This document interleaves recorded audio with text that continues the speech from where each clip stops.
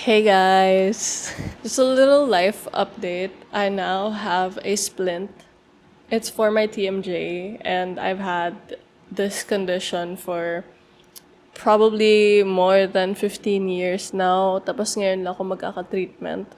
But anyway, we're very excited because we're very excited because we're finally gonna get the keys to our new apartment. We're gonna give you guys an empty apartment tour.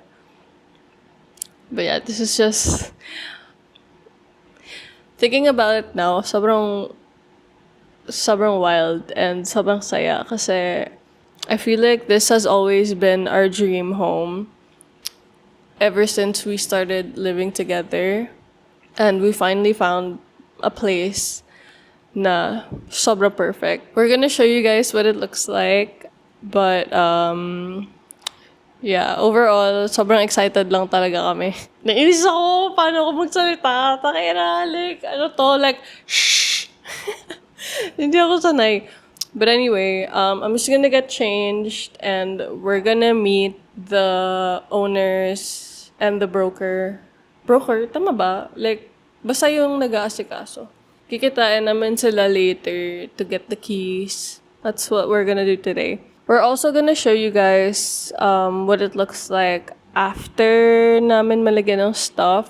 First part is gonna be the empty apartment tour, and then second, we're gonna show you guys clips of what it looks like kapag may gamit na. So excited. Like,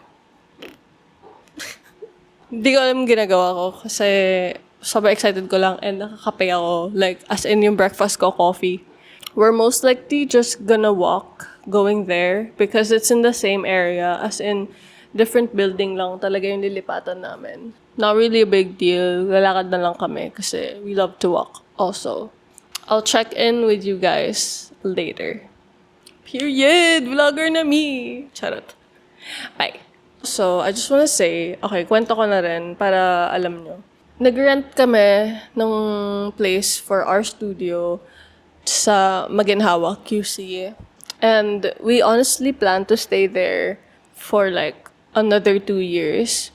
But we decided to leave kasi the caretaker of the place became really weird and that really forced us to like make a decision na umalis na talaga kasi hindi talaga okay and malas kasi yung ganong nangyayari for our business. So, yeah.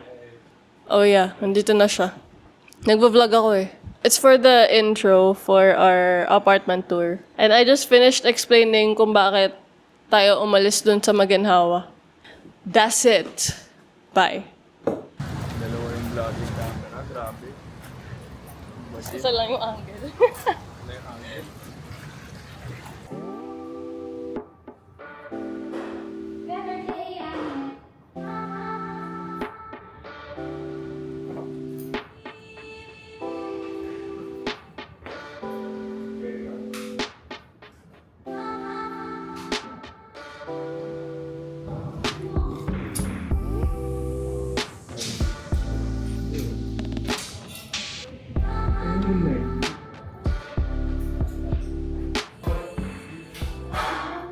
Hey guys, so I am going to show you guys what the unit looks like ngayon na may gamit na siya.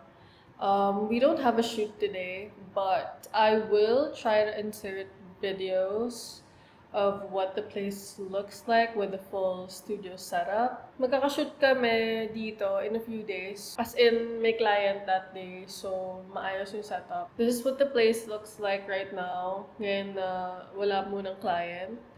So, pag pasok ng door, eto agad yung bubungad. Ito yung rack, puro stuff ni Jarwin yan. As in, lights, stands, and then ito may mga shoe rack. Sa amin din yan. And then, nandito yung mga luggage ko for work. And then, yung table ko for, like, my setup. And then, this is what the unit looks like.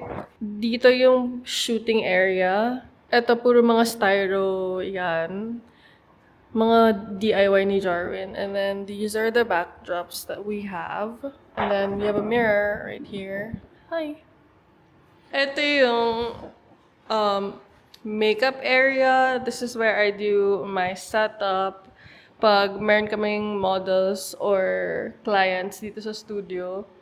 And then these are like freshly washed brushes. Diyan ko rin pinapatayo because kapag hindi umuulan, maganda yung tama ng sunlight sa area na yan.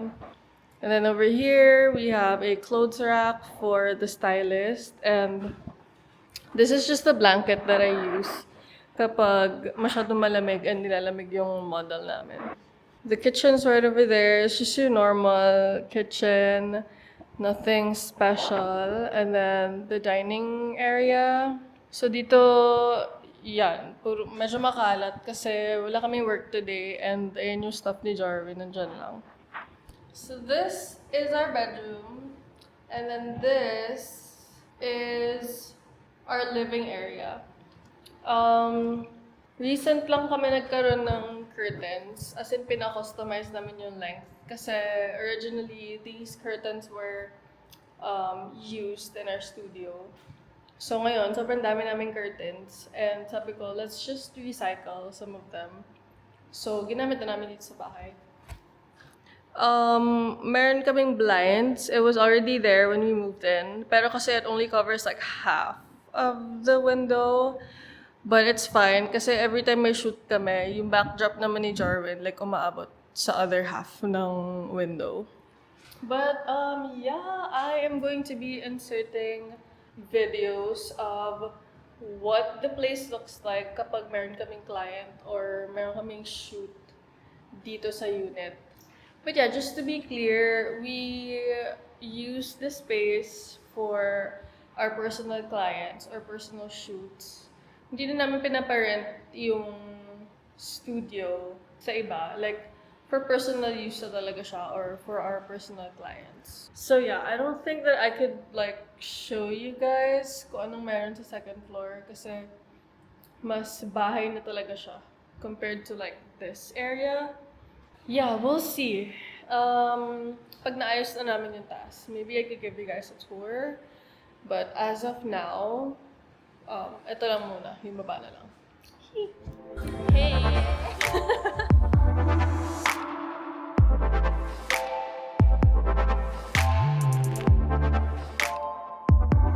For the past few months, sobrang busy.